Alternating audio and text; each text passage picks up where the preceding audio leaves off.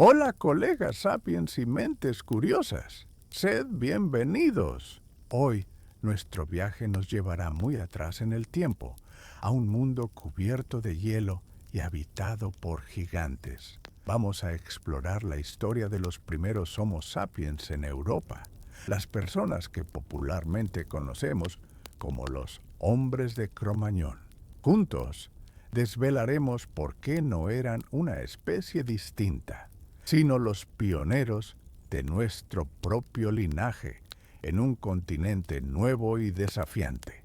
Esta es una historia de supervivencia, de innovación y de la extraordinaria explosión de creatividad que nos define. Si aprecias estas narrativas largas y cuidadosas sobre la ciencia y nuestro pasado profundo, considera suscribirte al canal. Tu apoyo nos permite seguir creando este espacio de aprendizaje calmado. Ahora, respira hondo y comencemos. ¿Quiénes eran los hombres de Cromañón? ¿Y por qué este nombre se hizo tan famoso? En 1868, en la localidad de Les Assises, en Francia, unos obreros que construían una vía de tren encontraron algo inesperado en un abrigo rocoso llamado Cro-Magnon. Eran los fósiles de 5 personas, 3 hombres, una mujer y un bebé. En el siglo XIX, la ciencia vivía un momento de gran efervescencia, buscando entender los orígenes humanos y el llamado eslabón perdido. El hallazgo de estos esqueletos, que eran anatómicamente idénticos a los nuestros en un pasado tan remoto, causó un gran impacto. Así, el nombre Cromañón se convirtió en una etiqueta popular para designar a los primeros humanos modernos de Europa. Inicialmente, fueron vistos como una raza o un tipo distinto de humano. Sin embargo, la ciencia moderna ha aclarado que ellos eran sencillamente los primeros representantes de nuestra propia especie, Homo sapiens, en llegar al continente europeo. El nombre se popularizó y perdura hasta hoy, pero usarlo para definir una especie separada es científicamente impreciso. ¿Cuál fue el camino que recorrió el Homo sapiens para llegar a Europa? La respuesta se encuentra en una teoría llamada salida de África. Piensa en el ADN como un mapa histórico. El análisis del material genético de poblaciones de todo el mundo, especialmente el ADN mitocondrial y los haplogrupos del cromosoma IA, nos permite rastrear nuestra ascendencia hasta una única población que vivía en África. Aunque hubo intentos anteriores de salida, como evidencian los fósiles de Kafseg y Skjool en el Levante, la gran migración que dio origen a todas las poblaciones no africanas actuales ocurrió hace entre 60.000 y 70.000 años. Una oleada de migrantes salió de África y comenzó a expandirse por Asia. Milenios después, una rama de estos grupos se movió hacia el oeste, viajando a través de Oriente Medio, y finalmente llegó a las puertas de Europa, trayendo consigo nuevas tecnologías y nuevas formas de pensar. ¿Cómo era Europa hace 45.000 años? Imagina un continente de extremos climáticos. Geológicamente, estábamos en el Pleistoceno superior, un periodo más conocido como la Edad de Hielo. Sin embargo, el clima no era constante. En la época de la llegada de los primeros Homo sapiens, el continente pasaba por un periodo interestadial, una fase relativamente más templada dentro de la gran glaciación Burn. El paisaje estaba compuesto por vastas estepas, tundras y bosques boreales dispersos. Este era un mundo habitado por una megafauna impresionante. Piensa en mamuts lanudos, rinocerontes lanudos, leones de las cavernas y grandes rebaños de renos. Estos animales gigantescos eran, al mismo tiempo, una fuente vital de alimento y una amenaza constante. ¿Qué otra especie humana ya dominaba Europa? Durante más de 200.000 años, Europa fue el hogar de los neandertales, el Homo neanderthalensis.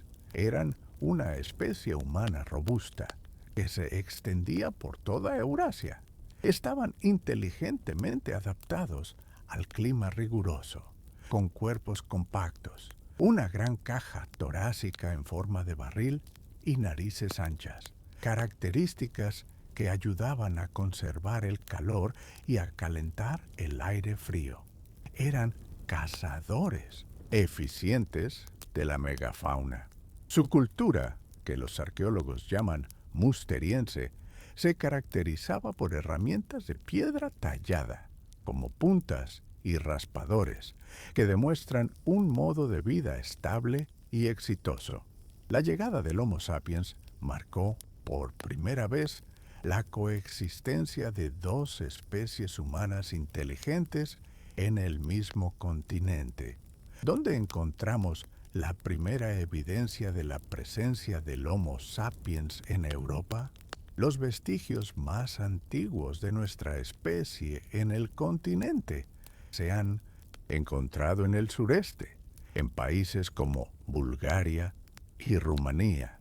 En yacimientos como la cueva de Bacho Quiro, en Bulgaria, los arqueólogos han descubierto dientes y herramientas de piedra datados en unos 45.000 años. Estas herramientas muestran una nueva tecnología distinta a la que usaban los neandertales. En Pestera Cuoase, en Rumanía, se encontró una mandíbula que, datada directamente por radiocarbono, confirmó ser de uno de los primeros pioneros de nuestra especie en Europa. Su anatomía era totalmente moderna, pero con algunos rasgos que sugerían algo más, una posible hibridación con la población nativa. ¿Qué fue la revolución tecnológica conocida como Auriñaciense? La llegada del Homo sapiens a Europa coincide con la aparición de una nueva y sofisticada industria de herramientas, la cultura auriñaciense.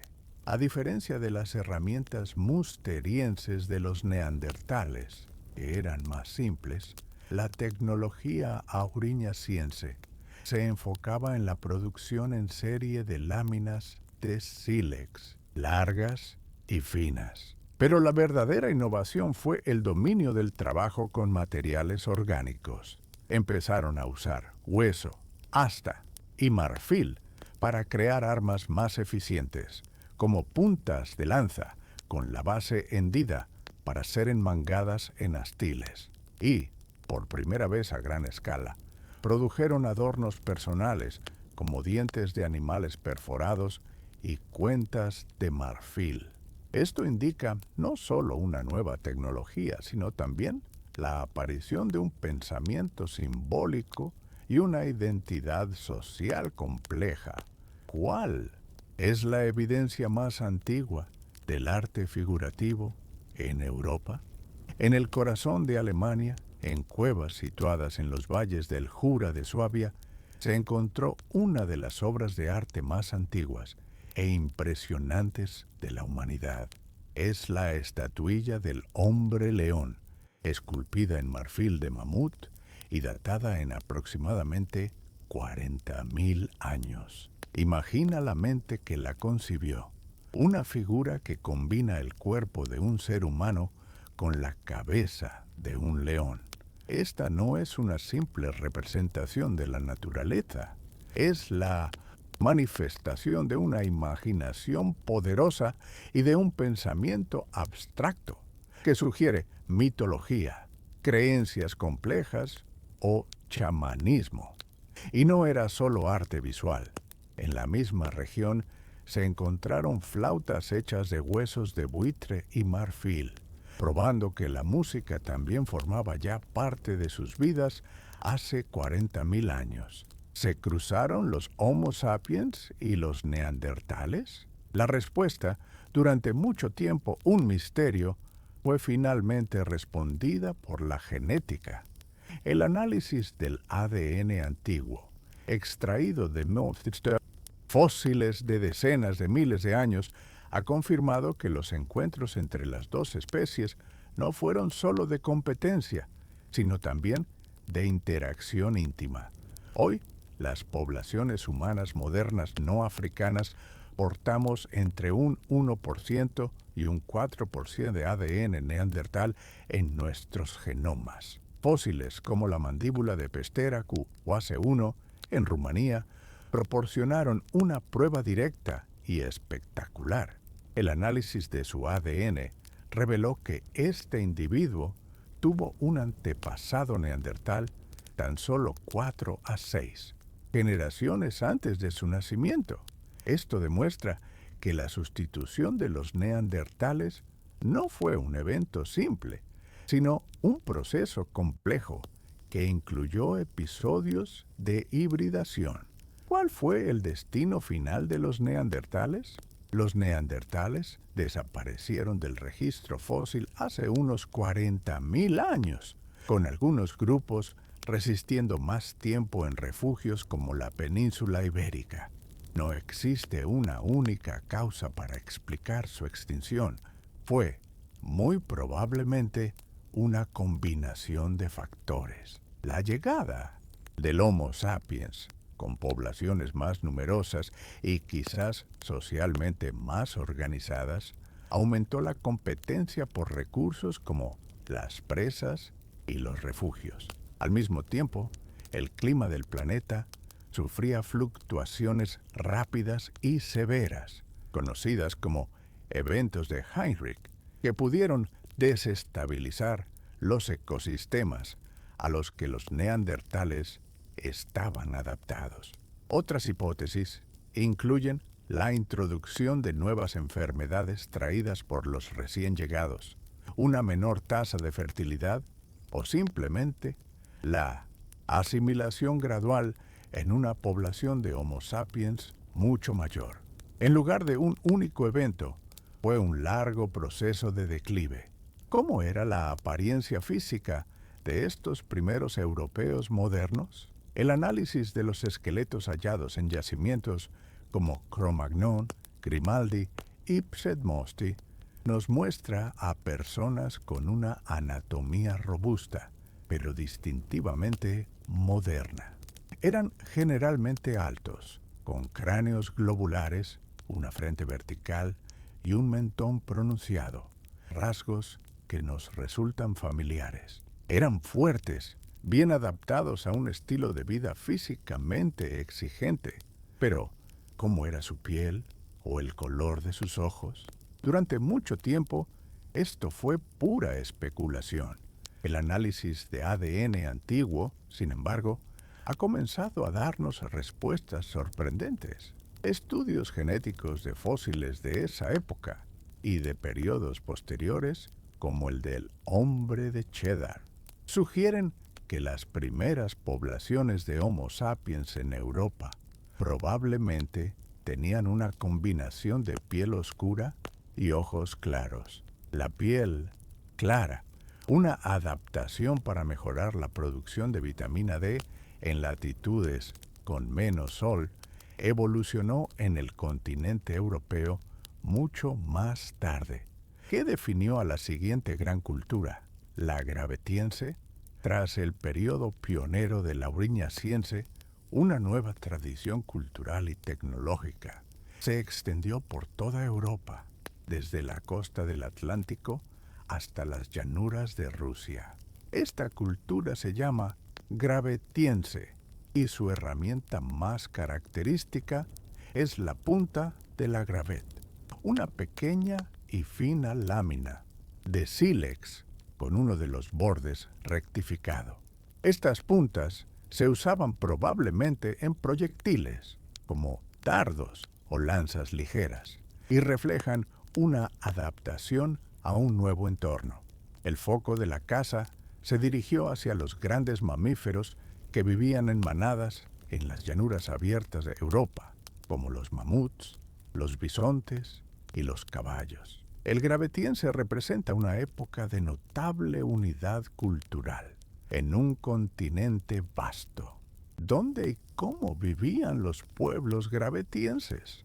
Aunque seguían usando abrigos. En rocas, los gravetienses también construyeron algunas de las primeras viviendas sofisticadas de la prehistoria, especialmente en zonas donde los refugios naturales eran escasos. En espectaculares yacimientos arqueológicos al aire libre, como Dolní Věstonice, en la República Checa, y Kostenki, en Rusia, encontramos evidencias de cabañas semisubterráneas. Imagina, excavaban el suelo para crear una base y luego usaban los enormes huesos y colmillos de los mamuts como estructura para levantar una tienda cubierta de pieles. En el centro de estas estructuras había hogares complejos que proporcionaban calor, luz y un punto de encuentro para la comunidad. Estas construcciones les permitieron establecer campamentos más grandes y duraderos. ¿Cómo estaba organizada la sociedad gravetiense? La escala de algunos asentamientos y especialmente la complejidad de sus rituales funerarios indican que la organización social se estaba volviendo más compleja. Piensa en los enterramientos encontrados en Sungir, en Rusia. Allí, un hombre y 2 niños fueron enterrados con ofrendas extraordinarias, miles de cuentas de marfil que debieron requerir años de trabajo para ser producidas, además de herramientas y armas. Esta riqueza de ajuar funerario sugiere que ciertas personas o familias ostentaban un estatus especial dentro del grupo. Además, la presencia de materiales como conchas marinas a cientos de kilómetros del mar demuestra la existencia de redes de contacto e intercambio a larga distancia entre diferentes comunidades. ¿Qué son las famosas Venus del gravetiense? Uno de los rasgos culturales más distintivos y fascinantes del periodo gravetiense es la producción de pequeñas estatuillas femeninas, encontradas por toda Europa. Popularmente conocidas como Venus, ejemplos famosos incluyen la Venus de Willendorf en Austria, la de Les Puig en Francia y la de Dolní Věstonice. Están hechas de piedra, marfil o en algunos casos cerámica. La mayoría de ellas no tiene un rostro definido, pero presentan características corporales femeninas, como los senos, el abdomen y las caderas, de forma exagerada. Su significado es objeto de intenso debate. Podrían ser símbolos de fertilidad, representaciones de una diosa madre, amuletos o incluso objetos didácticos. El hecho de que se encuentren en un área geográfica tan vasta sugiere un sistema de creencias compartido. ¿Cuál fue la primera evidencia de tecnología cerámica en el mundo? Sí, mucho antes de la invención de ollas y vasijas para cocinar, fueron los pueblos gravetienses de la región de Moravia, en la actual República Checa, quienes primero experimentaron con la arcilla cocida. En el yacimiento de Dolní Věstonice, los arqueólogos encontraron miles de fragmentos de pequeñas figuras, la mayoría representando animales como mamuts, osos y leones. Mezclaban la arcilla local con polvo de hueso y agua, moldeaban las estatuillas y luego las cocían en hornos excavados en el suelo. La famosa Venus de Dolní Věstonice es uno de estos objetos de cerámica. Curiosamente, el análisis de muchos de estos fragmentos sugiere que fueron hechos para explotar durante el proceso de cocción, lo que indica un posible uso ritual o performativo. en lugar de un objetivo puramente artístico o decorativo. ¿Cuál era la importancia del mamut lanudo para la cultura gravetiense? Para los cazadores gravetienses que vivían en las vastas llanuras de Europa central y oriental, el mamut era el recurso central de la vida. En yacimientos como Psetmosti se han encontrado acumulaciones masivas de huesos pertenecientes a cientos de mamuts.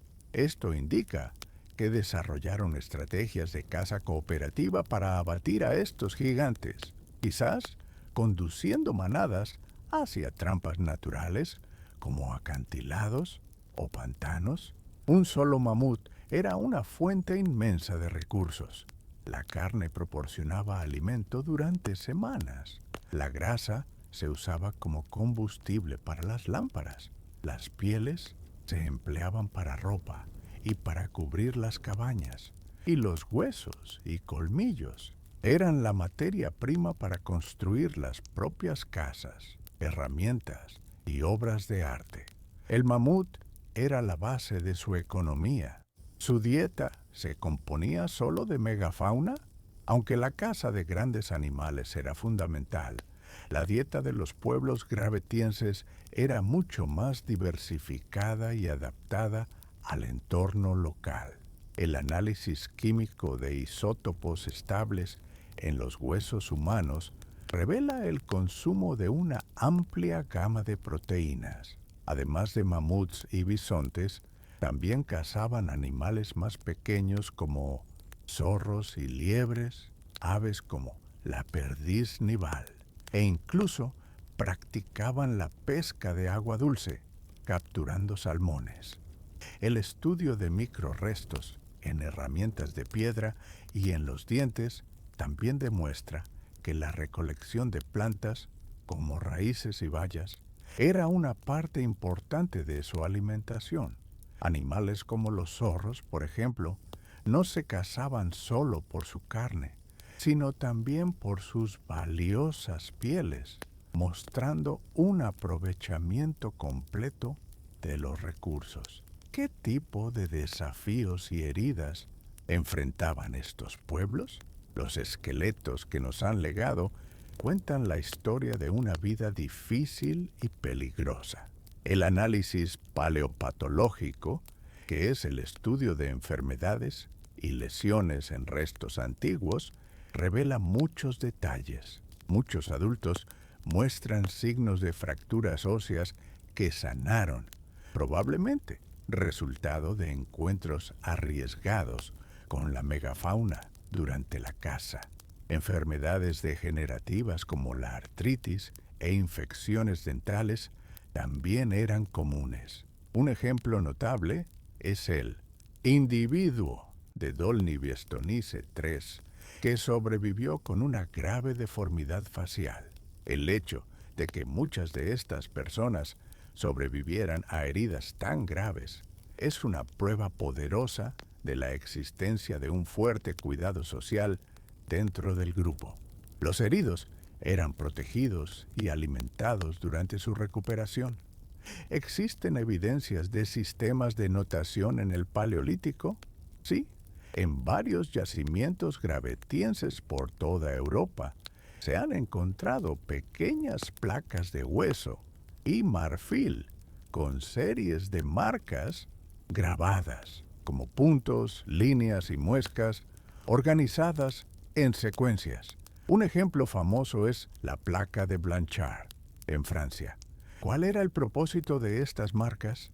El investigador Alexander Marshak propuso, hace algunas décadas, que algunas de estas secuencias podrían ser una forma de calendario lunar, registrando las fases de la luna para marcar el paso del tiempo. Aunque esta interpretación es debatida, y otras posibilidades incluyen el recuento de cacerías o registros genealógicos. Estas marcas demuestran claramente la capacidad de registrar datos de forma sistemática. Es un paso fundamental en el desarrollo de la comunicación simbólica compleja. ¿Por qué desapareció la cultura gravetiense? La respuesta está en el clima. Hace unos 22.000 años, el clima de la Tierra empeoró drásticamente, dando inicio a un periodo conocido como el último máximo glacial. Las grandes capas de hielo que cubrían Escandinavia y los Alpes comenzaron a expandirse masivamente. Gran parte del norte y centro de Europa se convirtió en un desierto polar inhabitable. Las vastas llanuras abiertas desaparecieron y las manadas de megafauna de las que dependían los gravetienses migraron hacia el sur o vieron disminuir sus poblaciones. Esta presión ambiental extrema rompió la red de contactos que unía a las poblaciones, fragmentando la gran unidad cultural gravetiense. Los grupos humanos se vieron forzados a retirarse a áreas donde la supervivencia aún era posible. ¿Qué fue el último máximo glacial? ¿UMG? Piensa en el UMG como el periodo más frío y seco de la historia humana reciente. Fue el momento en que las capas de hielo de la última glaciación alcanzaron su máxima extensión. Una cantidad tan grande de agua del planeta estaba atrapada en forma de hielo que el nivel del mar llegó a estar unos 120 metros más bajo que hoy. Esto significa que tierras que hoy están bajo el agua, como la que conectaba Gran Bretaña con el continente, eran llanuras secas. Gran parte del norte de Europa estaba cubierta por una capa de hielo de kilómetros de espesor. Las temperaturas medias globales cayeron drásticamente y el paisaje europeo se volvió extremadamente inhóspito y fragmentado. ¿Qué eran los refugios glaciales? Con el norte de Europa inhabitable, las poblaciones humanas se concentraron en refugios en el sur, áreas donde las condiciones climáticas eran menos severas y la vida aún era posible. La arqueología nos muestra una gran concentración de yacimientos en regiones específicas. El más famoso es el refugio franco-cántabro, que abarca el suroeste de Francia y el norte de España, una zona protegida por los Pirineos y con la influencia climática del Océano Atlántico. Otros refugios importantes fueron la península ibérica, la península itálica y los Balcanes. En estos bolsones de supervivencia, la gente no solo resistió, sino que también se adaptó. Fue en estos refugios donde nuevas culturas y tecnologías comenzaron a surgir. El análisis de ADN antiguo confirma que fue desde estas áreas desde donde Europa se repobló cuando el clima mejoró. ¿Qué hace tan especial a la cultura solutrense? En el apogeo de la Edad de Hielo, un grupo humano que vivía aislado en el refugio franco-cántabro desarrolló la técnica de trabajo en piedra más sofisticada de todo el Paleolítico. Esta cultura se llama solutrense. Sus artesanos dominaron una técnica llamada talla por presión, a menudo calentando previamente el sílex para hacerlo más fácil de trabajar. Con esta técnica produjeron las famosas puntas en hoja de laurel, piezas de sílex de una finura, belleza y simetría impresionantes. Muchas de estas piezas son tan delgadas y frágiles que probablemente no eran armas funcionales, sino objetos de prestigio, de exhibición de habilidad, o quizás con un propósito ritual. ¿Qué nuevas armas se inventaron durante el Solutrense? Sobrevivir en un entorno de frío extremo requería mejoras tecnológicas constantes.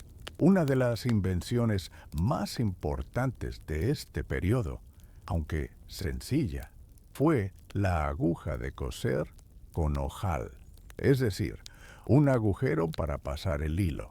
Esta pequeña herramienta de hueso permitió por primera vez la confección de ropa de piel bien ajustada y aislante, con costuras firmes, lo que era esencial para la protección contra el frío intenso. En el campo de la caza, desarrollaron puntas de lanza de piedra más ligeras y aerodinámicas. Y, aunque se asocia más con el periodo siguiente, el magdaleniense, las bases para el desarrollo del propulsor, o atlatl, una herramienta para arrojar lanzas con más fuerza y a mayor distancia, también se sentaron en esta época. ¿Cómo evolucionó el arte rupestre durante el periodo solutrense? Sí, la expresión artística continuó desarrollándose, pero tomó nuevas formas. Durante el solutrense, vemos la aparición de una nueva y espectacular forma de arte monumental, la escultura en relieve, en la roca. En lugar de centrarse solo en pinturas en las profundidades oscuras de las cuevas, los artistas solutrenses también trabajaron en abrigos rocosos, iluminados por la luz del día. En el yacimiento de Roc des Serres, en Francia, esculpieron directamente en las paredes del abrigo, creando un magnífico friso con figuras de bisontes, caballos e íbices en bajorrelieve. Esta técnica requería una planificación y una habilidad diferentes a la pintura, mostrando una gran diversificación en las tradiciones artísticas de la época, que es la controvertida hipótesis solutrense. Esta es una idea que propone una ruta de migración inesperada para el poblamiento de las Américas. La teoría, defendida por algunos arqueólogos como Dennis Stanford y Bruce Bradley, sugiere que los primeros humanos en llegar a las Américas no vinieron solo desde Asia a través del puente terrestre de Beringia, sino que un grupo también habría venido desde Europa. Específicamente, cazadores solutrenses habrían navegado a lo largo del borde del casquete de hielo del Atlántico Norte durante el último máximo glacial. La principal evidencia que se presenta es la similitud en la forma y la técnica de fabricación entre las puntas solutrenses y las puntas Clovis de Norteamérica. Sin embargo, es importante decir que esta hipótesis es ampliamente rechazada por la mayoría de arqueólogos y genetistas, que señalan la enorme distancia temporal entre ambas culturas, la falta de cualquier evidencia genética y las inmensas dificultades de tal viaje. ¿Qué ocurrió cuando el clima comenzó a calentarse? El gran ciclo climático de la Tierra cambió una vez más. Hace unos 17.000 años, el último máximo glacial llegó a su fin y el planeta inició un largo y gradual proceso de calentamiento. Las masivas capas de hielo que cubrían los continentes comenzaron a derretirse. El deshielo liberó enormes volúmenes de agua dulce en los océanos, haciendo que el nivel del mar comenzara a subir lentamente. El paisaje de Europa empezó a transformarse. Las frías estepas tundras comenzaron a dar paso a bosques de abedules y pinos, y los animales que estaban adaptados al frío, como los renos, empezaron a migrar hacia el norte, siguiendo el retroceso del hielo. ¿Qué nueva cultura surgió con el fin del periodo más frío? La mejora del clima permitió una expansión poblacional desde los refugios glaciales. Fue en este contexto donde una nueva y vibrante cultura emergió en el refugio franco-cántabro, sucediendo a la tradición solutrense. Es la cultura magdaleniense que comenzó hace unos 17.000 años. Se caracterizó por una explosión demográfica y una rápida expansión hacia el norte. Los pueblos magdalenienses siguieron a las manadas de renos y otros animales y recolonizaron territorios que habían sido liberados por el retroceso del hielo. Se extendieron por Francia, Alemania y llegaron hasta Polonia, aprovechando los nuevos ecosistemas que surgían. ¿Por qué el período magdaleniense es conocido como la Edad del Reno? Al igual que el mamut fue el recurso central para los gravetienses, el reno se convirtió en el animal más importante para los pueblos magdalenienses. La abundancia de huesos de reno en sus yacimientos arqueológicos es impresionante y muestra un enfoque intenso en la caza de este animal. El reno proporcionaba prácticamente todo lo que necesitaban: carne, piel para ropa y tiendas, tendones para coser y, crucialmente, materia prima para su industria. Los artesanos magdalenienses desarrollaron una sofisticada tecnología basada en el hueso, el asta y el marfil.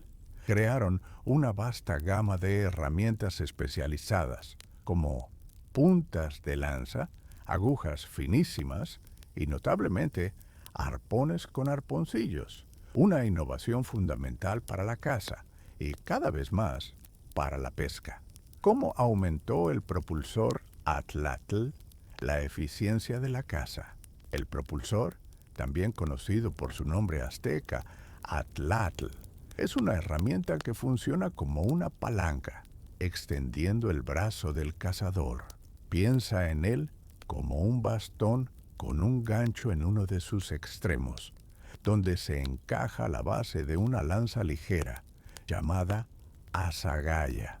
Al lanzar la azagaya usando el propulsor, el cazador consigue generar mucha más velocidad y fuerza de la que lograría solo con el brazo. El análisis experimental ha demostrado que esta innovación aumentó drásticamente el alcance y el poder de penetración de las lanzas.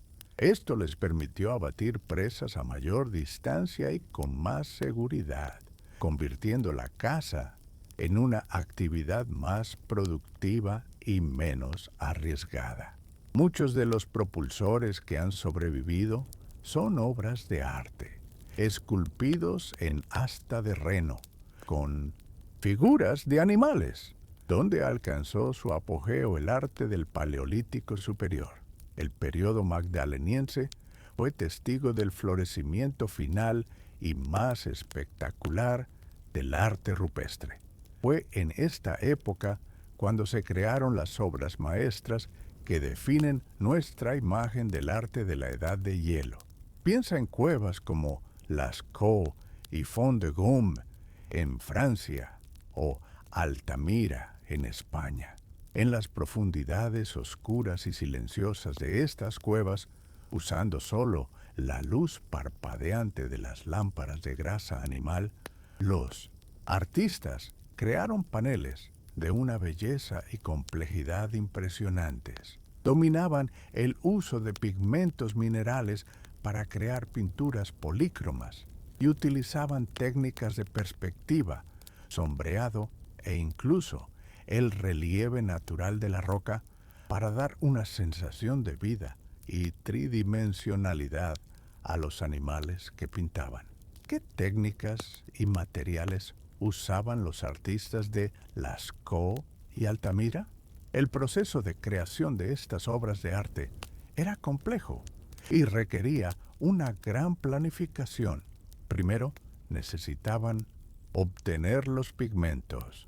El negro provenía del óxido de manganeso, mientras que los rojos, amarillos y marrones venían del ocre.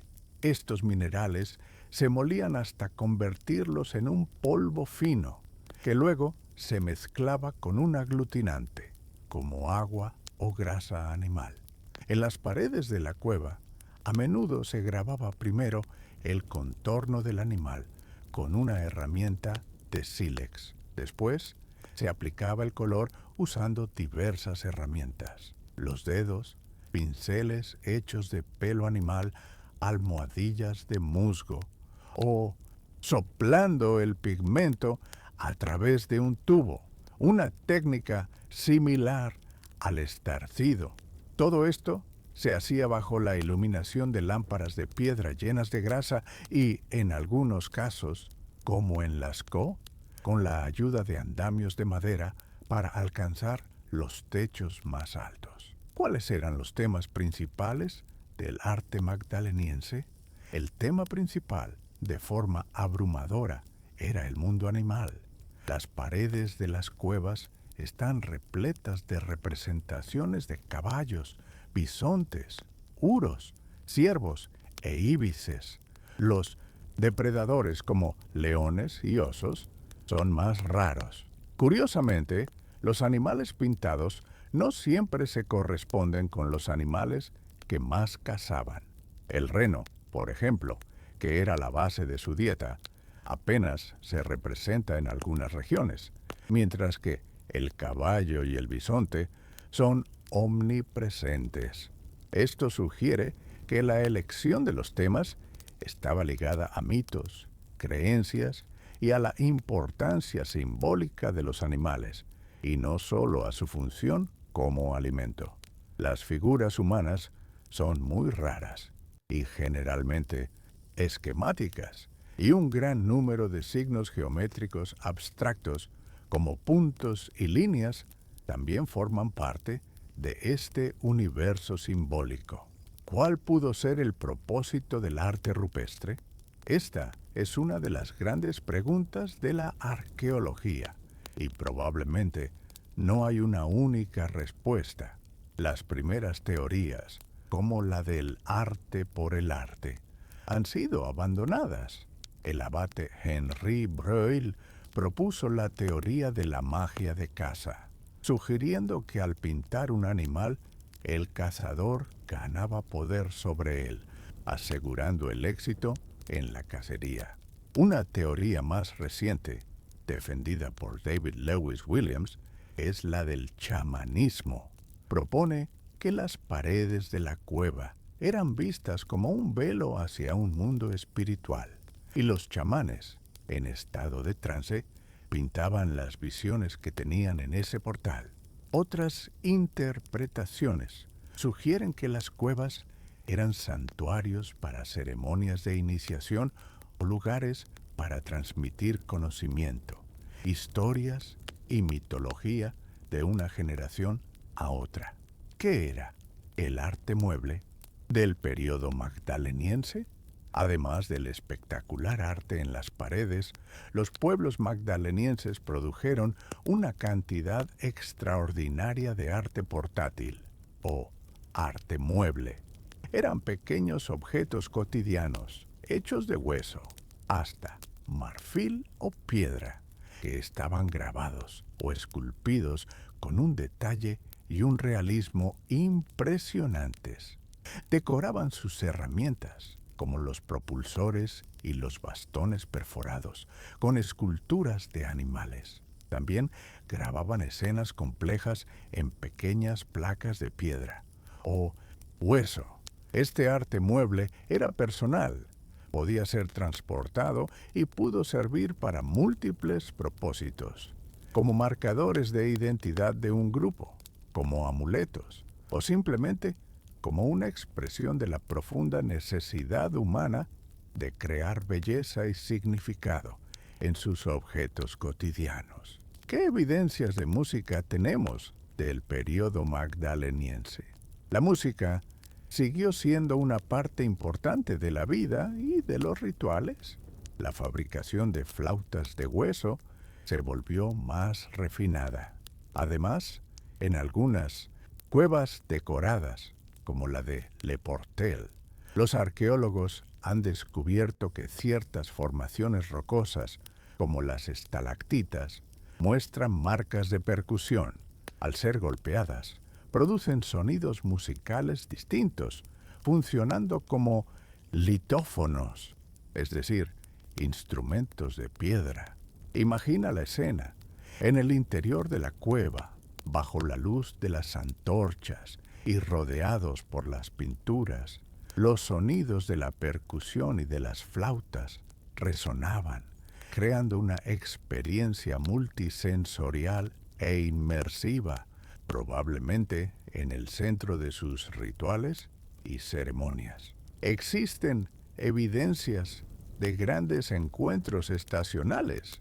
Sí, la arqueología sugiere que los grupos magdalenienses no vivían completamente aislados. En ciertas épocas del año, probablemente siguiendo los patrones de migración de animales como los renos, diferentes bandas se reunían en lugares específicos.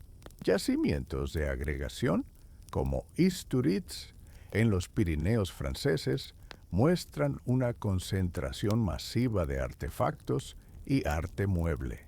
El análisis del origen del sílex encontrado en estos lugares demuestra que gente de regiones muy lejanas se encontraba allí. Estos encuentros eran eventos sociales cruciales, una oportunidad para intercambiar información, materias primas, realizar ceremonias, encontrar pareja para el matrimonio y reforzar los lazos sociales que unían a las gentes de una vasta región. ¿Qué fue el evento de calentamiento Boiling Allereux? El lento calentamiento que marcó el fin de la edad de hielo fue interrumpido por un periodo de calentamiento extremadamente rápido y significativo que comenzó hace unos 14.700 años. En un periodo muy corto, quizás solo unas pocas décadas, el clima de Europa se volvió mucho más cálido y húmedo. Esto provocó un deshielo acelerado del hielo restante y una subida rápida del nivel del mar. El ecosistema se transformó por completo. Las vastas estepas abiertas, que eran el hogar de las grandes manadas de renos y caballos, fueron rápidamente reemplazadas por densos bosques de abedules y pinos que se expandieron por todo el continente. Fue el cambio ambiental más grande y rápido al que tuvieron que enfrentarse los humanos del Paleolítico Superior. ¿Cómo impactó la expansión de los bosques a los cazadores de la Edad del Reno? El impacto fue profundo y llevó al fin de la cultura magdaleniense. Su modo de vida, que estaba perfectamente adaptado a la caza de grandes manadas en llanuras abiertas, se volvió obsoleto. Los densos bosques dificultaban la caza a larga distancia, con propulsores. La fauna cambió. Las grandes manadas de renos y caballos migraron hacia el norte ártico y fueron reemplazados por animales de bosque, como ciervos, jabalíes y corzos, que son más solitarios y difíciles de rastrear. Los grupos humanos tuvieron que adaptarse a este nuevo mundo. La gran unidad cultural magdaleniense se fragmentó, dando paso a nuevas tradiciones regionales, con nuevas herramientas y nuevas estrategias de supervivencia. ¿Qué fue el Younger Dryas? Cuando el clima parecía estabilizarse en un patrón más cálido, revirtió de forma abrupta y dramática. Hace unos 12.900 años, Europa se sumergió de nuevo en un frío intenso. Este periodo, que duró unos 1.200 años, se llama Younger Dryas. La causa más probable fue un evento catastrófico en Norteamérica.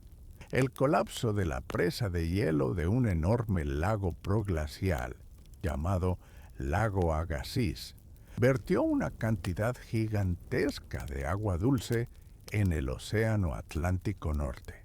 Esta inundación interrumpió las corrientes oceánicas que transportan calor desde los trópicos hacia el norte. Como resultado, las condiciones de la edad de hielo regresaron. Fue un shock climático violento y una prueba final para la resiliencia humana. qué culturas surgieron durante el frío del Younger Dryas? La respuesta a este último periodo de frío fue la regionalización y una aparente simplificación de la cultura material. La gran y unificada cultura magdaleniense dio paso a diversas tradiciones locales. En el suroeste de Europa surgió la cultura asiliense. Su tecnología era más pragmática. Las herramientas de piedra se volvieron más pequeñas. Los llamados microlitos y los arpones hechos de asta de ciervo eran más aplanados y menos complejos que los magdalenienses. El gran arte figurativo desapareció, dando paso a una forma de arte abstracto curiosa. Cantos rodados de río, pintados con puntos y franjas de ocre rojo, cuyo significado sigue siendo un misterio. Eran culturas adaptadas a un entorno de tundra y bosque disperso. ¿Por qué desapareció el gran arte rupestre y mueble?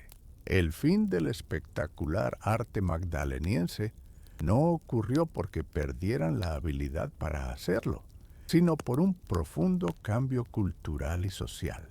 El sistema de creencias, los rituales y la organización social que daban sentido a la creación de grandes paneles de animales en las profundidades de las cuevas, probablemente colapsaron con el drástico cambio ambiental.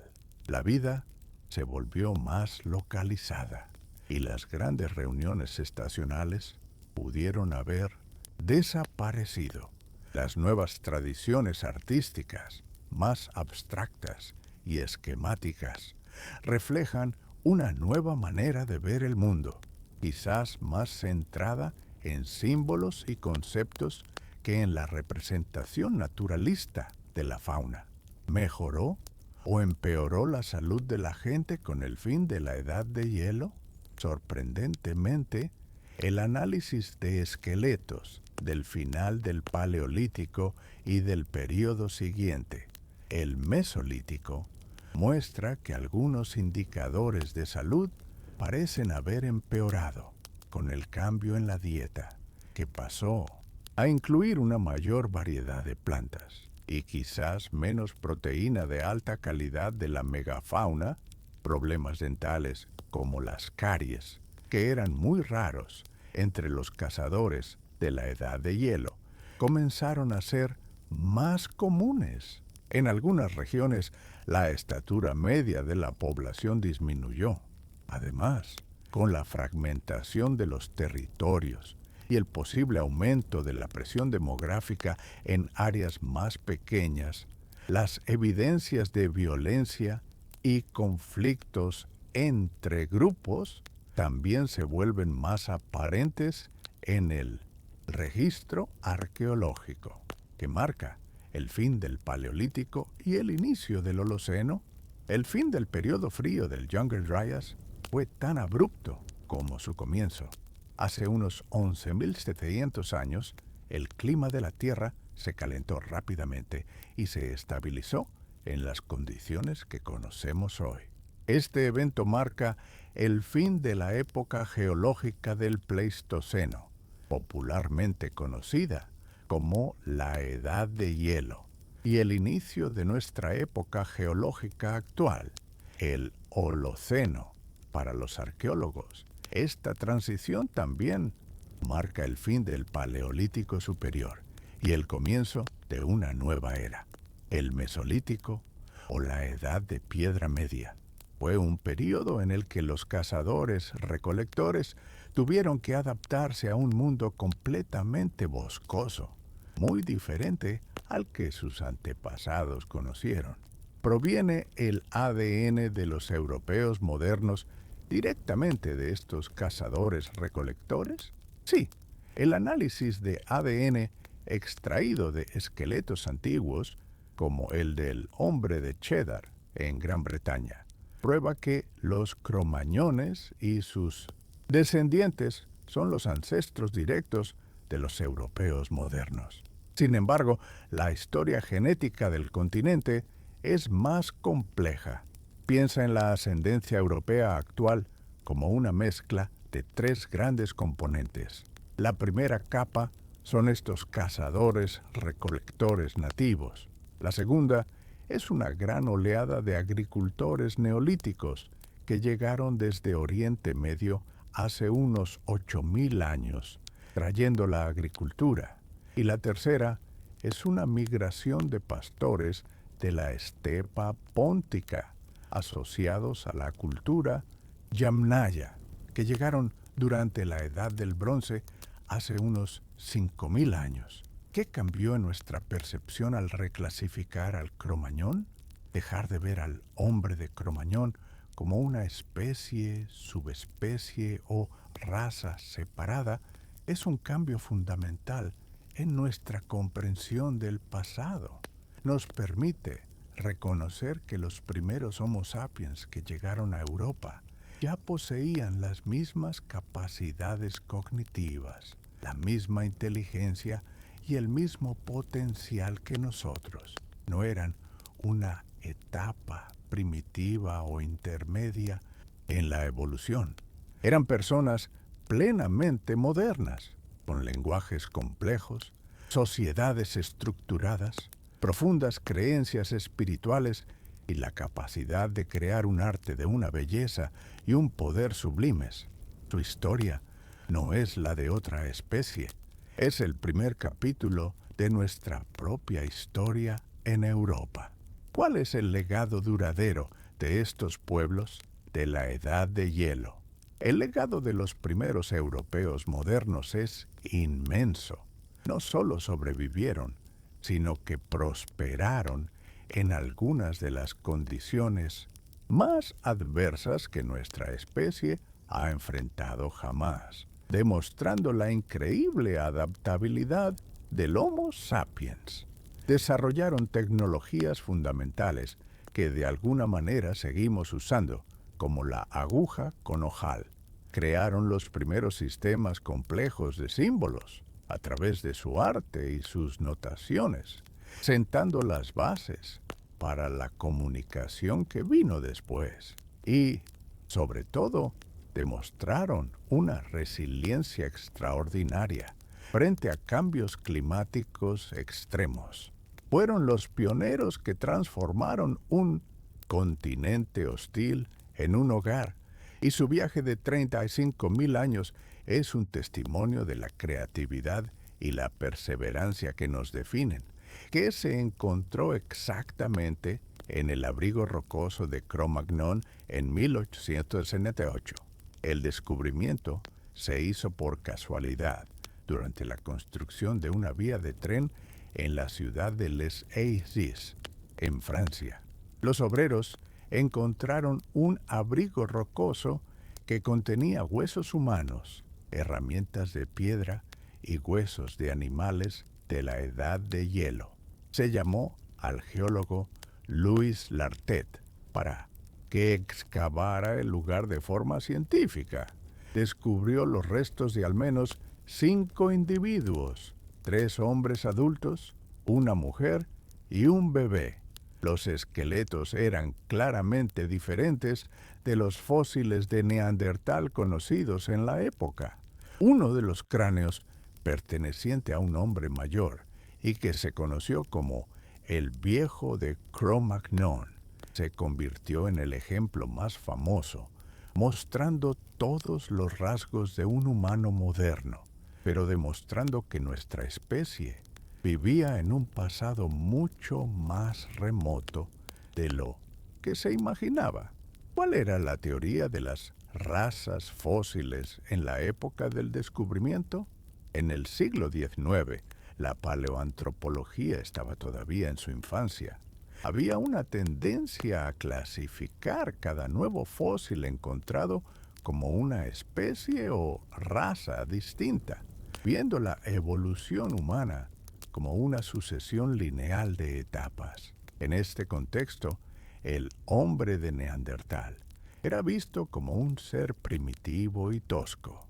El hombre de Cro-Magnon, con su frente alta y su anatomía moderna, fue aclamado como el ancestro directo y superior de los europeos. Esta interpretación a menudo venía con connotaciones nacionalistas y raciales, siendo considerado erróneamente como la primera y más noble raza europea. ¿Cómo cambió la datación por radiocarbono nuestra comprensión de la cronología? Piensa en el carbono 14 como un reloj natural.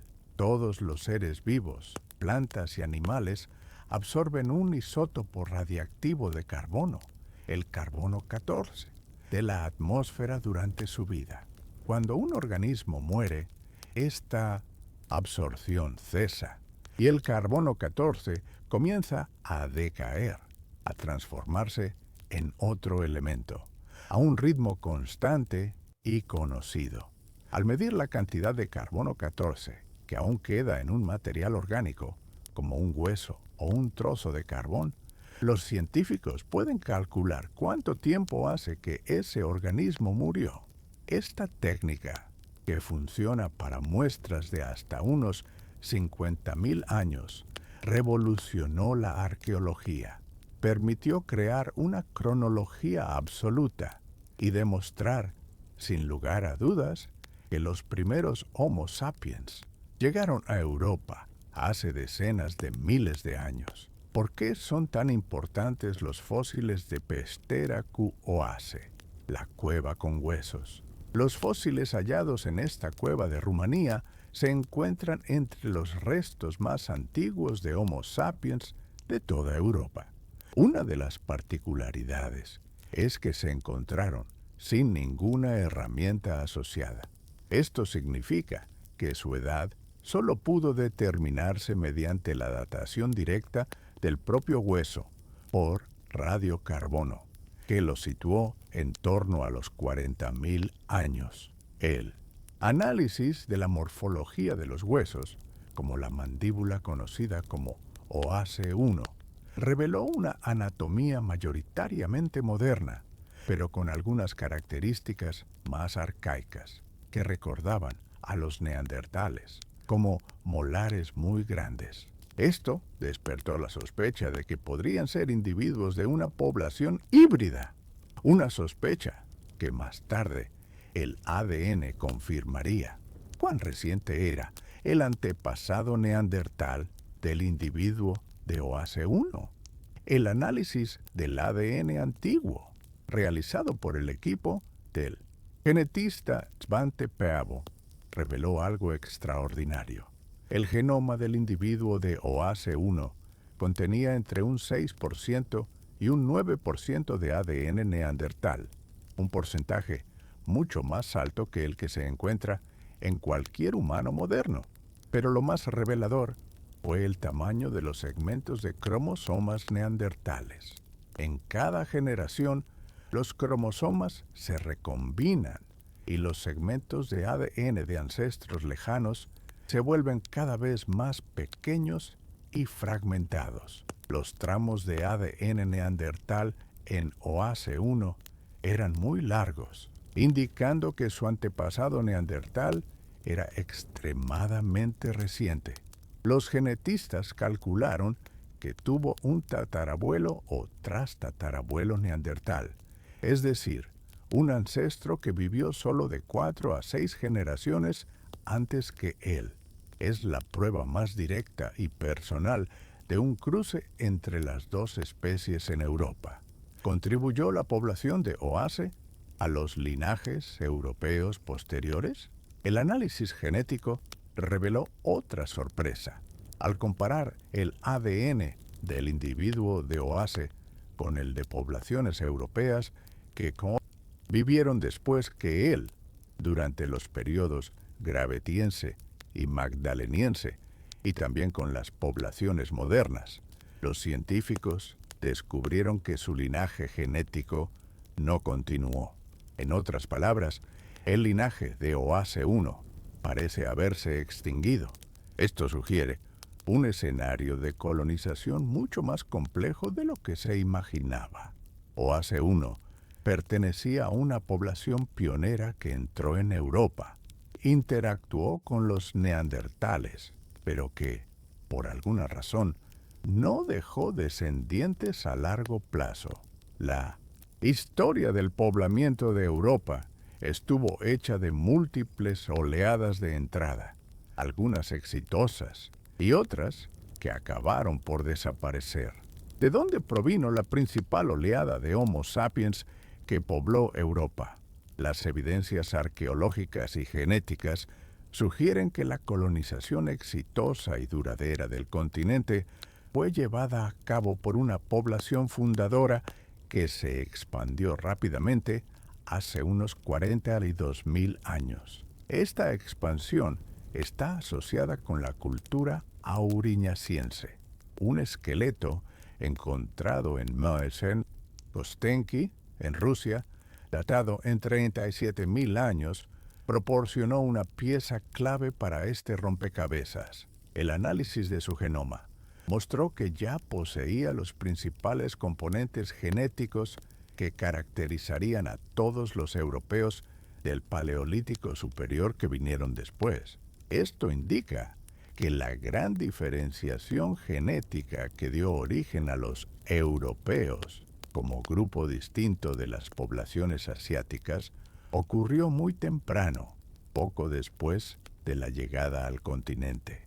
¿Nos dicen algo los adornos auriñacienses sobre la identidad? Una de las señas de identidad de la llegada del Homo sapiens es la producción en masa de adornos personales. Eran cuentas y colgantes, hechos de marfil, conchas o dientes de animales perforados, como zorros y ciervos. Estos objetos no eran meramente decorativos, funcionaban como marcadores de identidad social. Al igual que hoy usamos ropa, joyas o peinados para expresar quiénes somos, los diferentes estilos de adornos podían significar a qué grupo, clan o región pertenecía una persona. Por ejemplo, las cuentas en forma de cesta son típicas del período auriñaciense en Francia. Esto indica una organización social compleja, basada en redes de alianzas e identidades compartidas que se extendían por vastos territorios. Además del hombre león, ¿qué otras obras de arte auriñacienses destacan? Durante mucho tiempo, se pensó que el arte paleolítico había evolucionado de formas simples a formas complejas. El descubrimiento y la datación de la cueva de Chauvet en Francia revolucionó esta visión.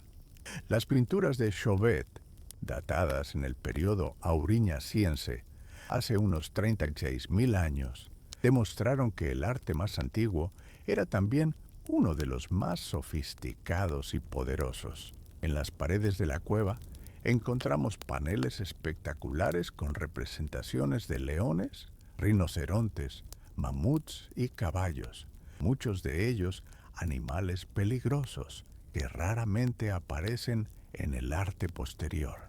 Los artistas de Chauvet ya dominaban el sombreado y la perspectiva y creaban composiciones complejas que parecen contar una historia, como un grupo de leones cazando bisontes. Esto demuestra un dominio técnico y una visión artística extraordinarios desde el principio. ¿Vivían los cazadores-recolectores del Paleolítico en armonía con la naturaleza? La imagen romántica del ecologista noble que vivía en perfecta armonía con la naturaleza es, probablemente, un mito. Los humanos del Paleolítico eran depredadores extremadamente eficientes que, como cualquier especie, alteraban su entorno para sobrevivir. Usaban el fuego para manejar el paisaje, quizás para crear pastos y atraer animales, y ciertamente cazaban poblaciones de animales a gran escala.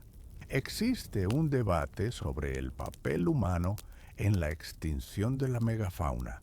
Aunque la causa principal de las grandes extinciones del final del Pleistoceno en Eurasia se atribuye generalmente a los drásticos cambios climáticos, la presión de la caza por parte de un nuevo e inteligente depredador ciertamente tuvo un impacto significativo, especialmente en poblaciones de animales que ya estaban estresadas por el entorno cambiante.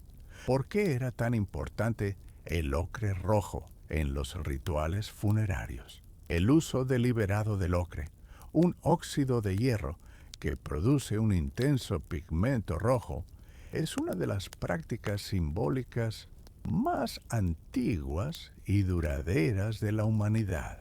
En casi todos los enterramientos del Paleolítico Superior encontramos ocre. Frecuentemente, los esqueletos estaban completamente cubiertos con este polvo rojo. El color rojo, universalmente asociado a la sangre y por ende a la vida, probablemente tenía un profundo significado ritual.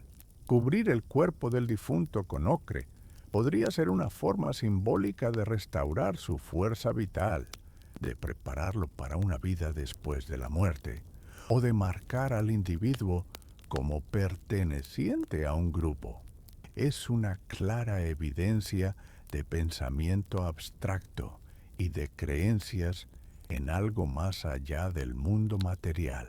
¿Qué hace tan excepcionales a los enterramientos de Sungir en Rusia?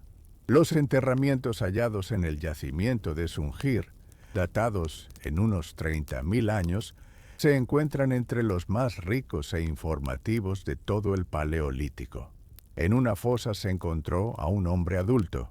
En otra, 2 niños, un niño y una niña, fueron enterrados cabeza con cabeza.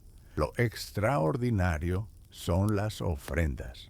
Juntos, estaban cubiertos con más de 10.000 cuentas de marfil, que originalmente estaban cosidas a su ropa. También fueron enterrados con lanzas hechas de colmillos de mamut enderezados, discos de marfil y otras ofrendas. El esfuerzo invertido en estos entierros es monumental. El hecho de que niños, que no tuvieron tiempo en vida para alcanzar un estatus por méritos propios, fueran enterrados con tal riqueza, sugiere fuertemente que su estatus fue heredado. Es una de las más firmes evidencias de jerarquía social en el Paleolítico. ¿Qué tecnología usaban para trabajar el marfil de forma tan elaborada? El colmillo de un mamut es naturalmente curvo. Convertirlo en una lanza recta y mortal, como las encontradas en Sungir, requería un profundo conocimiento técnico. A través de la arqueología experimental, los investigadores han recreado los métodos probables. El proceso probablemente comenzaba sumergiendo el colmillo en agua, quizás calentada, o enterrándolo en tierra húmeda para ablandar el material. Luego, usando presión constante aplicada por cuñas y quizás torniquetes de cuero, la curvatura natural se eliminaba lentamente a lo largo de días o semanas. Una vez recto, el colmillo podía ser pulido y tallado con herramientas de sílex especializadas, como los buriles, convirtiéndolo en un arma poderosa y un objeto de gran prestigio. ¿Son las Venus retratos o símbolos? La gran mayoría de las estatuillas de Venus no poseen rasgos faciales detallados. El énfasis está casi siempre en los atributos corporales relacionados con la feminidad y la fertilidad, como los senos, el vientre y las caderas, que a menudo se exageran, aunque algunas, como la famosa cabeza de la Venus de Brazenpuy, muestran un rostro más definido. Sigue siendo estilizado. La ausencia de rostros individualizados sugiere firmemente que no eran retratos de mujeres específicas. En cambio, es mucho más probable que representaran un concepto, un arquetipo o un símbolo. la idea de la mujer, la madre, la fertilidad, o quizás una deidad ancestral femenina. Eran un símbolo compartido y comprendido por diferentes grupos en una vasta área geográfica. ¿Cómo podemos reconstruir la ropa del Paleolítico sin tejidos conservados? Aunque los materiales orgánicos como la piel, el cuero y las fibras vegetales raramente sobreviven durante decenas de miles de años, tenemos fuertes evidencias indirectas para reconstruir la vestimenta de la Edad de Hielo. La primera evidencia son las herramientas. La presencia de agujas de hueso con ojal y de raspadores de sílex para limpiar pieles demuestra que trabajaban estos materiales. Algunas estatuillas de Venus muestran detalles que parecen ser prendas, como cinturones, faldas de fibra o complejos tocados o peinados. Pero la evidencia más espectacular proviene de enterramientos como el de Sungir. La posición exacta de miles de cuentas de marfil sobre los esqueletos permitió a los arqueólogos trazar el contorno de la ropa a la que estaban cosidas, revelando atuendos complejos y a medida que incluían pantalones y una especie de chaqueta. ¿Cómo se mantenía y usaba el fuego durante el apogeo de la Edad de Hielo? El fuego era el centro de la vida y la supervivencia. La arqueología nos muestra que no usaban simples hogueras, construían hogares estructurados, a menudo excavados en el suelo y revestidos con piedras para contener el fuego e irradiar el calor. En un entorno de tundra, donde la madera podía ser escasa, hicieron una adaptación crucial. Aprendieron a usar huesos de mamut, que son ricos en grasa, como un combustible de larga duración que ardía lentamente y producía mucho calor.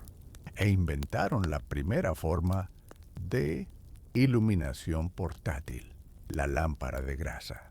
Eran piedras, generalmente de arenisca, con una depresión tallada, donde se ponía grasa animal y una mecha hecha de musgo o junco.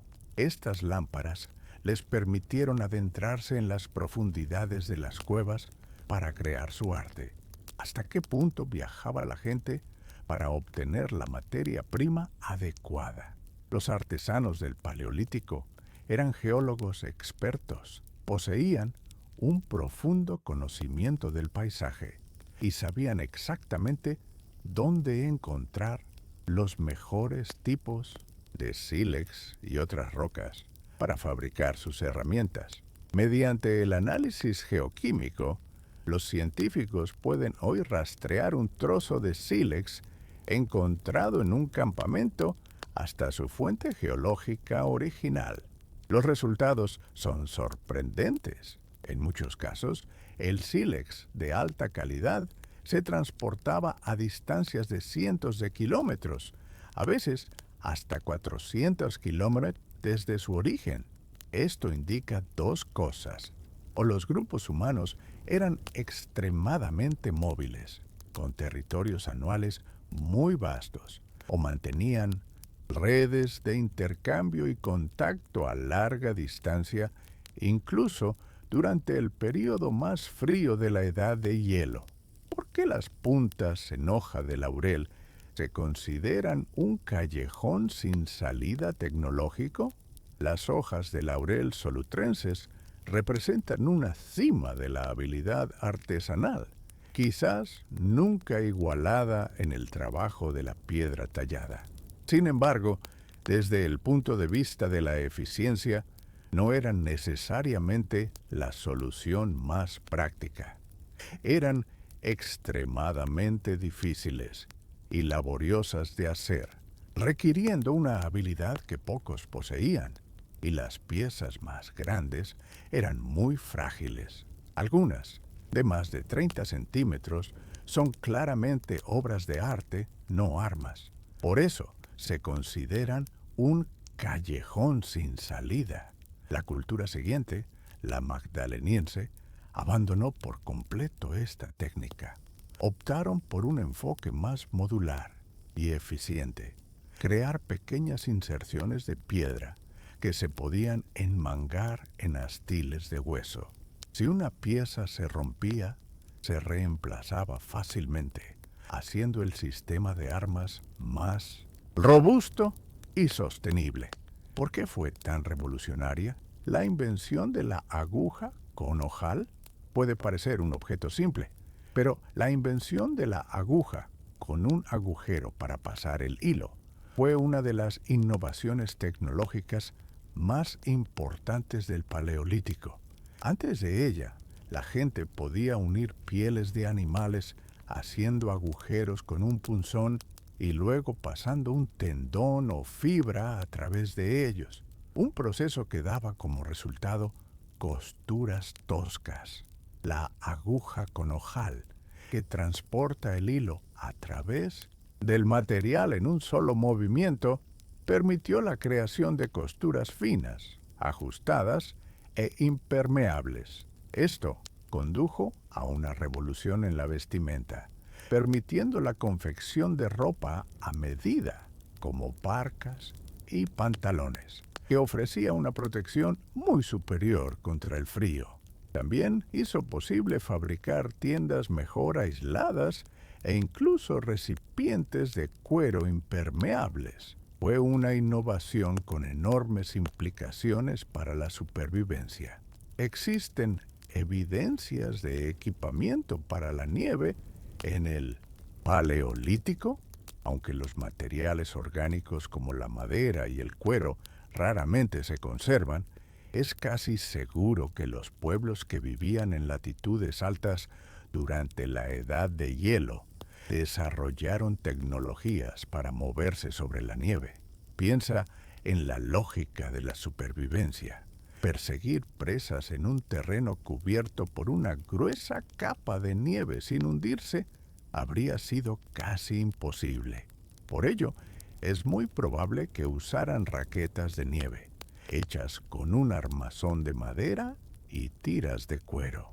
Del mismo modo, pequeños trineos, tirados por personas, podrían haberse usado para transportar carne y equipo de vuelta al campamento. Aunque no hayamos encontrado uno de estos objetos, la supervivencia en esas condiciones dependía de innovaciones como estas, que no dejaron rastro directo en el registro arqueológico. ¿Cómo se desarrolló la pesca en el período magdaleniense? Con el derretimiento de los glaciares al final de la Edad de Hielo, el paisaje se llenó de ríos y lagos que se convirtieron en ecosistemas ricos y productivos. Los pueblos magdalenienses explotaron intensamente estos nuevos recursos y la pesca se convirtió en una parte mucho más importante de su dieta. Los yacimientos arqueológicos de este periodo muestran un aumento masivo en la cantidad de espinas de pescado, especialmente de especies como el salmón y la trucha. La innovación tecnológica clave para esta explotación fue el arpón de hueso o asta con arponcillos. El arponcillo era crucial, ya que impedía que el pez se escapara una vez alcanzado. Probablemente identificaban los puntos en los ríos donde los salmones se concentraban durante la migración para el desove y organizaban pesquerías masivas, asegurando una gran cantidad de alimento. ¿Qué métodos de almacenamiento de alimentos utilizaban? Para sobrevivir a los largos y duros inviernos, era esencial almacenar el excedente de comida obtenido durante las cacerías o pesquerías exitosas. Desarrollaron varios métodos de conservación. En regiones frías, el propio suelo helado, el permafrost, funcionaba como un congelador natural. En algunos yacimientos Se han encontrado pozos de almacenamiento que se excavaron en el permafrost para guardar carne.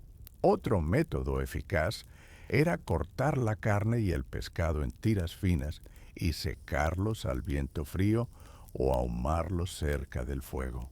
Esto eliminaba la humedad, impidiendo la descomposición y conservaba el alimento durante meses. La grasa animal también se derretía y se almacenaba, sirviendo como una fuente de calorías de alta energía durante los periodos de escasez. ¿Existe una conexión entre el sonido y el arte en las cuevas? Algunos investigadores creen que la elección de los lugares para pintar dentro de una cueva no era aleatoria, sino que estaba guiada por el sonido. Estudios de arqueoacústica, liderados por investigadores como Igor Resnikov, han demostrado una correlación sorprendente.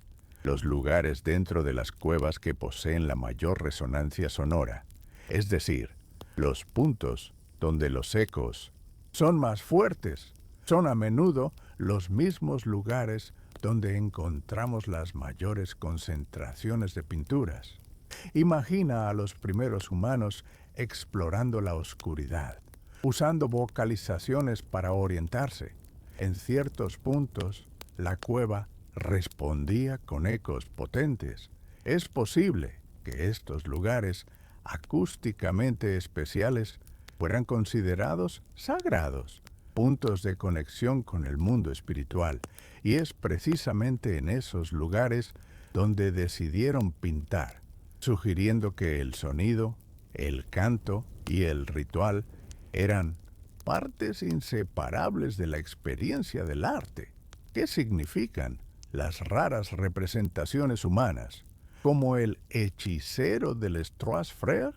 Las figuras que mezclan rasgos humanos y animales, conocidas como teriántropos, son extremadamente raras en el arte paleolítico, pero profundamente fascinantes.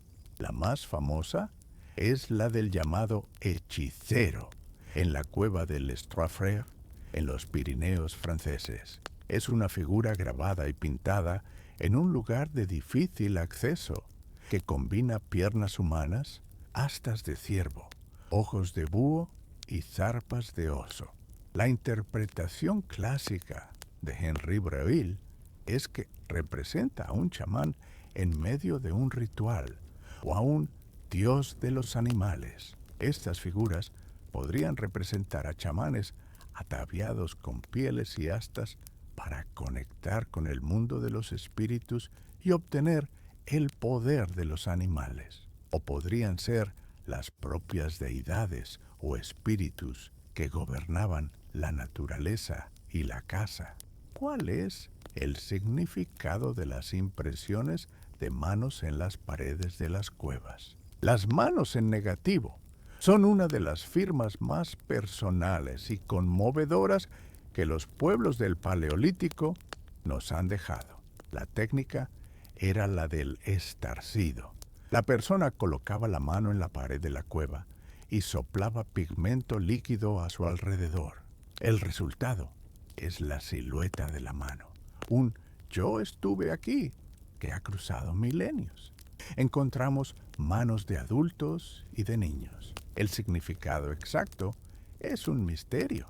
Podría ser la firma de un artista, parte de un rito de paso o una forma de conectar con la roca y el espíritu de la cueva. En algunos yacimientos, como en la cueva de Gargas, muchas manos aparecen con dedos faltantes, lo que genera un intenso debate. Podrían ser el resultado de congelación, amputaciones rituales o simplemente una forma de código de señales, con los dedos doblados para crear símbolos. ¿Existen evidencias de guerra o violencia interpersonal en el Paleolítico superior?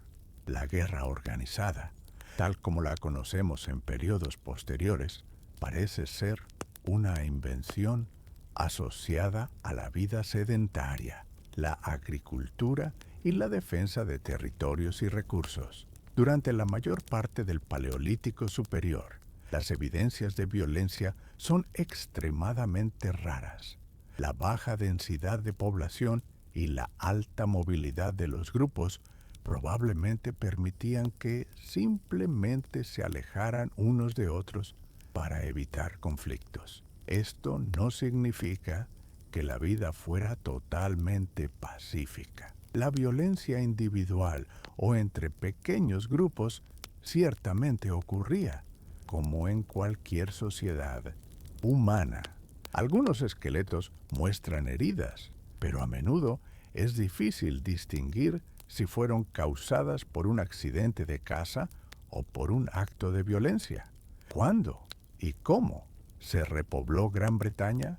Durante el apogeo del último máximo glacial, Gran Bretaña era una tierra inhóspita y cubierta de hielo, completamente deshabitada. Pero con el calentamiento del clima, hace unos 14.700 años, se abrieron nuevas tierras. Cazadores, recolectores asociados a la cultura magdaleniense cruzaron la vasta llanura que existía donde hoy está el Canal de la Mancha y el Mar del Norte, un área ahora sumergida llamada Doggerland. Siguieron a las manadas de caballos y renos y repoblaron la isla.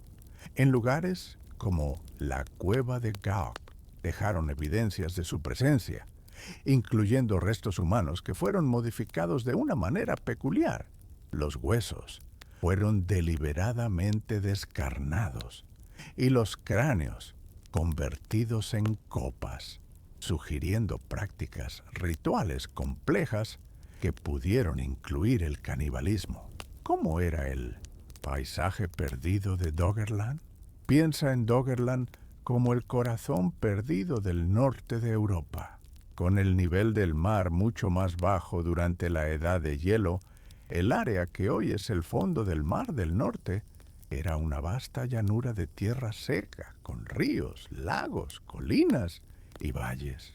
Era un paisaje fértil, habitado por humanos y grandes manadas de animales. Hoy, los científicos mapean este paisaje sumergido usando datos sísmicos recogidos por compañías petroleras y dragando muestras de sedimentos del fondo marino que contienen polen y fósiles.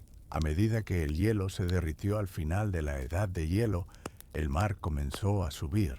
Doggerland fue inundándose gradualmente, convirtiéndose primero en una costa recortada, luego en un archipiélago, hasta quedar completamente sumergida hace unos 8.500 años. ¿Cuándo se domesticaron los perros? La asociación entre humanos y perros es la más antigua y quizás la más profunda de todas. Las evidencias genéticas y arqueológicas sugieren que el proceso de domesticación del lobo comenzó durante el Paleolítico Superior, posiblemente ya hace 30.000 años. El proceso probablemente comenzó de forma gradual, con lobos menos tímidos acercándose a los campamentos humanos para alimentarse de restos de comida. Con el tiempo, los humanos pudieron haber adoptado cachorros, seleccionando a lo largo de muchas generaciones a los animales con rasgos más cooperativos y menos agresivos. Estos perros lobo habrían sido valiosos compañeros en la caza, como centinelas para alertar de peligros e incluso como fuente de calor en las noches frías. El hallazgo de cuidadosos enterramientos de perros, como el encontrado en Bonn Oberkassel, en Alemania, datado en 14.200 años, demuestra que ya eran tratados como miembros valiosos del grupo. ¿Qué eran los eventos de Heinrich y cómo afectaron a los pueblos del Paleolítico? El clima durante la Edad de Hielo no era estable. Periódicamente estaba salpicado de eventos climáticos abruptos y extremadamente severos. Los científicos los descubrieron al analizar capas de sedimentos en el fondo del Océano Atlántico Norte. Encontraron capas distintivas que contenían fragmentos de roca que solo podían haber venido del continente norteamericano, transportados por icebergs. Esos son los eventos de Heinrich. Sucedía que, cada pocos miles de años, la enorme capa de hielo sobre Norteamérica se volvía inestable y liberaba una cantidad gigantesca de icebergs al océano. El derretimiento de estos icebergs liberaba agua dulce que interrumpía las corrientes oceánicas y sumía a Europa en un frío súbito e intenso.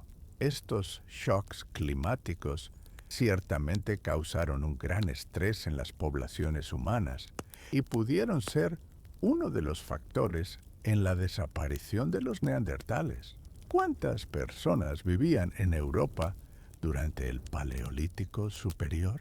Es una pregunta difícil de responder con precisión, pero los científicos pueden hacer estimaciones usando la densidad de yacimientos arqueológicos, modelos sobre la capacidad de un ecosistema para sostener a poblaciones de cazadores-recolectores y también datos genéticos, llegan a cifras que, para los estándares modernos, son extremadamente pequeñas. La población total de Europa probablemente nunca superó unas pocas decenas de miles de personas, incluso durante los periodos más favorables, como el apogeo de la cultura gravetiense, y durante el pico del último máximo glacial.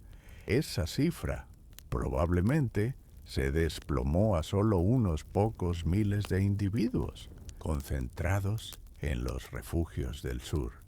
Era un mundo vasto e inmensamente vacío, donde encontrarse con otro grupo de personas era, probablemente, un evento raro y muy significativo. ¿Qué podemos inferir sobre los roles de género en la Edad de Hielo? La visión tradicional y simplista del hombre cazador y mujer recolectora está siendo cada vez más desafiada por la ciencia moderna. La división del trabajo era muy probablemente más flexible y complementaria de lo que imaginamos. Aunque la caza de grandes animales peligrosos pudiera ser una actividad predominantemente masculina, las mujeres contribuían de forma esencial a la subsistencia del grupo. Recolectaban plantas, cazaban animales pequeños, pescaban y eran responsables de habilidades vitales como el procesamiento de pieles, la confección de ropa y refugios, y la crianza de los hijos en algunas sociedades de cazadores-recolectores. Tenemos evidencias de mujeres que también participaban en la caza. La clave para la supervivencia no era una división rígida, sino la cooperación entre todos los miembros del grupo. ¿Cuánto tiempo vivían los humanos del Paleolítico? El análisis de los esqueletos nos da una buena idea sobre la demografía y la esperanza de vida. La esperanza de vida al nacer era baja, principalmente porque la mortalidad infantil era muy alta, debido a los peligros del parto y de la primera infancia. Sin embargo, si una persona sobrevivía a esos primeros años críticos y llegaba a la adolescencia, era generalmente robusta y tenía una buena probabilidad de vivir hasta los 30 o 40 años. Vivir hasta los 40 era común, y algunos individuos, como el famoso viejo de Cro-Magnon, vivieron hasta los 50 o 60 años. La presencia de ancianos en la comunidad era vital. Eran los repositorios vivos del conocimiento y la experiencia del grupo. Las mejores técnicas de caza, las tradiciones, las historias y los mitos. ¿Era genéticamente homogénea la población europea de la Edad de Hielo? No.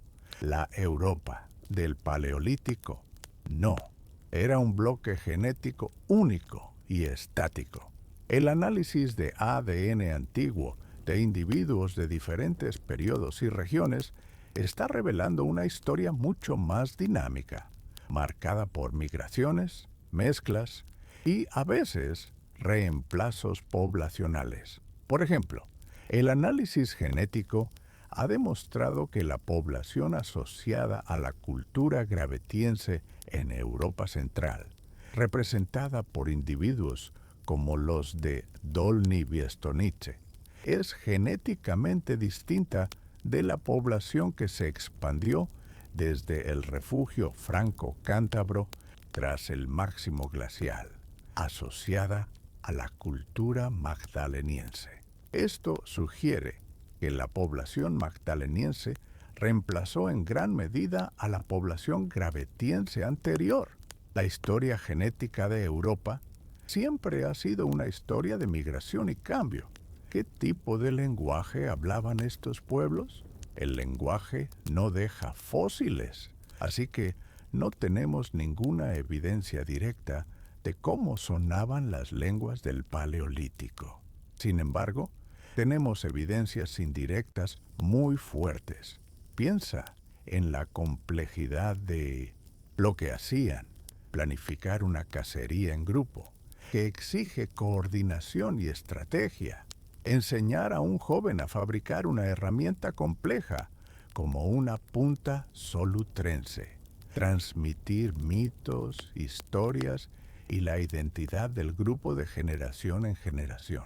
Nada de esto es posible sin un lenguaje gramaticalmente complejo, con la capacidad de hablar sobre el pasado, el futuro y conceptos abstractos. La explosión de cultura simbólica que vemos con la llegada del Homo sapiens a Europa es la prueba arqueológica de que ya poseían una mente que dominaba el lenguaje moderno. ¿Quiénes eran los pueblos de la cultura agrensburguiense? Los agrensburguienses fueron los últimos grandes cazadores de renos de Europa. Vivieron en la llanura del norte de Europa, en zonas como la actual Alemania y Dinamarca, durante el último período frío del Younger Dryas. Con el breve retorno de las condiciones de la edad de hielo, el paisaje de tundra y las grandes manadas de renos volvieron a esta región. Estos grupos se especializaron en la caza de estos animales y perfeccionaron el uso de una nueva tecnología, el arco y la flecha. Sus puntas de flecha de sílex son muy características. El arco y la flecha era un arma más precisa y rápida que el propulsor, ideal para cazar en paisajes más arbolados. Representan la adaptación final al mundo de la edad de hielo, justo antes de que el calentamiento definitivo del Holoceno lo transformara para siempre. ¿Por qué se olvidó la existencia de una prehistoria tan profunda? Durante milenios, la historia humana, tal como la conocíamos, comenzaba con la invención de la escritura. Antes del siglo XIX, la cronología del mundo se basaba en textos religiosos que calculaban la edad de la Tierra en solo unos pocos miles de años. La idea de que existieron culturas complejas durante decenas de miles de años antes que los sumerios o los egipcios era simplemente inimaginable. El cambio comenzó con el desarrollo de la geología y la paleontología. Fueron descubrimientos como los de Boucher, de Perthes, en Francia, que encontró herramientas de piedra hechas por humanos junto a huesos de animales extintos como los mamuts, los que demostraron la profunda antigüedad del hombre. Fue el redescubrimiento científico de un pasado inmenso que había sido completamente olvidado. ¿Qué nos enseña sobre nosotros mismos La historia de los cromañones, la historia de los primeros Homo sapiens en Europa, es, en su esencia, la historia de la resiliencia humana frente a desafíos extraordinarios, especialmente los drásticos cambios climáticos. Nos enseñan que los llamados hombres de las cavernas no eran seres primitivos, sino exploradores, innovadores, artistas y pensadores. Eran personas que se enfrentaron a un mundo desafiante con las mismas herramientas cognitivas, la misma inteligencia y la misma creatividad que poseemos hoy. Entender que no eran una especie diferente, sino simplemente nosotros, en un tiempo diferente, nos conecta con un pasado profundo. Su viaje nos muestra que la capacidad de adaptación, de cooperación y de crear significado a través del arte y los símbolos es y siempre ha sido la esencia de la experiencia humana. Hemos recorrido un largo camino, desde la llegada de los primeros pioneros de nuestra especie a un continente dominado por los neandertales, hasta el florecimiento de culturas complejas como la auriñaciense y la gravetiense. Hemos visto cómo sobrevivieron al apogeo de la edad de hielo, desarrollando tecnologías ingeniosas y creando algunas de las obras de arte más sublimes de la historia humana. Y hemos sido testigos de cómo se adaptaron una y otra vez a un mundo en constante cambio. Su historia es la prueba de que nuestra especie siempre se ha definido por la capacidad de innovar, de crear lazos sociales y de encontrar un significado incluso en las circunstancias más difíciles. Ellos fueron los primeros nosotros de Europa y su legado está grabado en nuestra propia biología y en nuestra capacidad de perseverar. Gracias por acompañarnos en este viaje al pasado profundo. Y como siempre, mantén la curiosidad, mantén la calma. Te veo en la próxima historia.